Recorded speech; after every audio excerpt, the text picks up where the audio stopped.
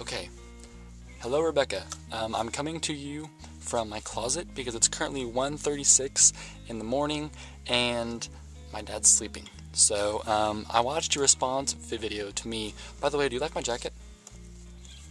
I'm in my underwear. Have to forgive me.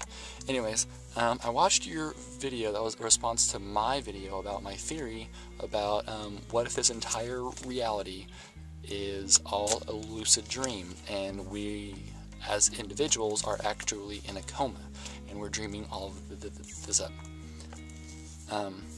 Well, I took a few notes on what you said and I have a response to your video. You said that what would happen if we wake up? Well, my theory stated that we are in a coma, like as individuals, not like, we're all in a coma and then, like when you're in a coma, you're sent to like a coma world, which is Earth.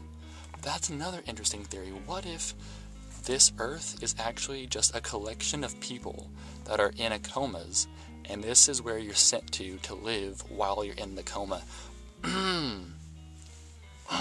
Awesome theory, Ryan. Interesting. Okay, anyways, is that how most theories are formed? Like, people talk about other theories, and then they have, they come up with a theory on their own. So, when we would wake up from our coma, the dream would then be over.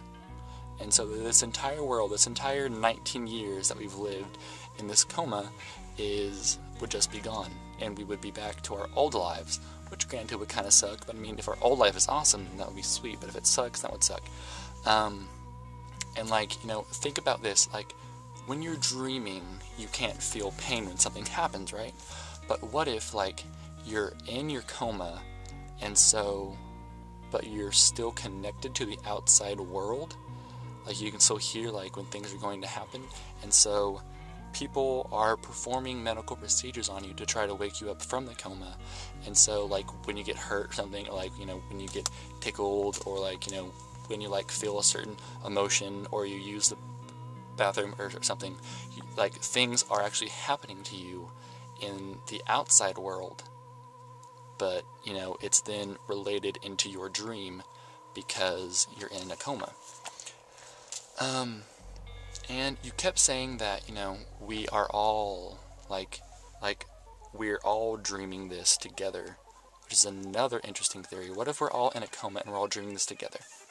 And we're just like, we're all like working as a team in a collaborative effort to make this one giant dream.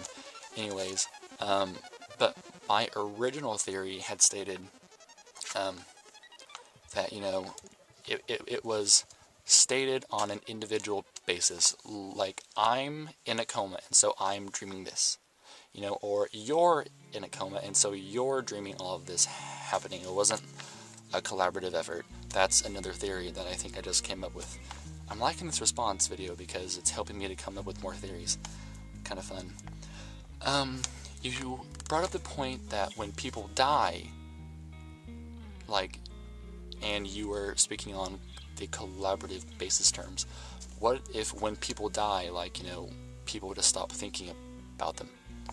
Well, on my theory, which was based on individual terms, like, if we're speaking on my theory's basis, maybe when people die, like, we dream it happening, and so since this is all a dream, it happens, like, when people die in freak accidents, or when they just, like, die randomly, like spontaneous combustion, what is that? Like, we could be dreaming that happening to people, and then it happens,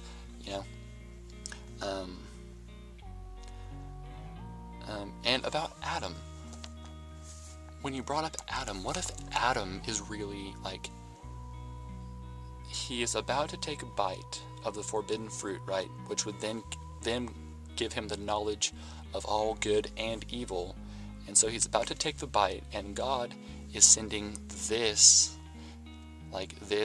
image to his head, and he's showing Adam what would happen if he takes a bite of the apple, or Eve, because I guess Eve ate the fruit first according to the Bible.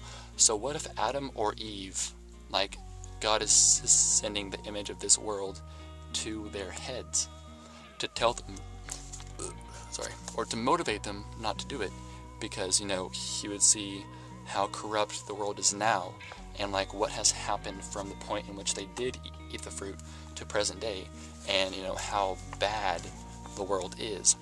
Because if Eve and Adam hadn't eaten the forbidden fruit, then they would, you know, we wouldn't have any knowledge of good and evil. Knowledge is what makes us human, because if they hadn't done that, then we would all still be walking around naked, because we wouldn't know that being naked is a bad thing.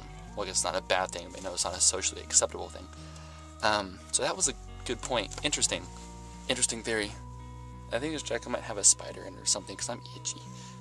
Or it's really old, I don't know. When you brought up the point about The Sims, there's actually a simulation theory.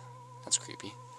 There is actually a simulation theory which states that, you know, this entire world, our entire reality, is a simulation that is being put on by somebody else. You know, like, everything that is happening now is a simulation that somebody else is putting on, but then their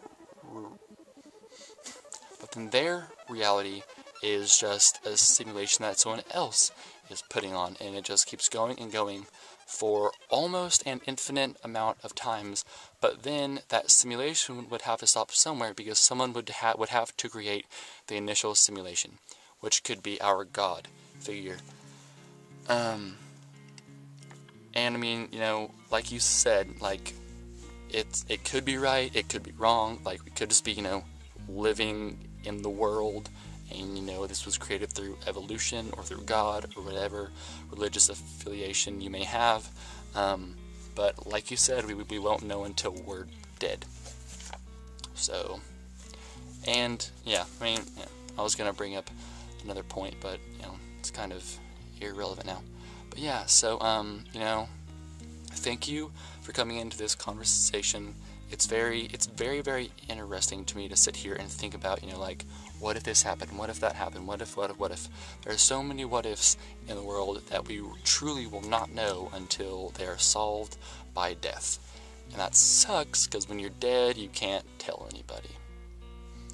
But yeah, so this is my video response to you, Rebecca. Thank you for responding. I appreciate it. Maybe we can keep this going.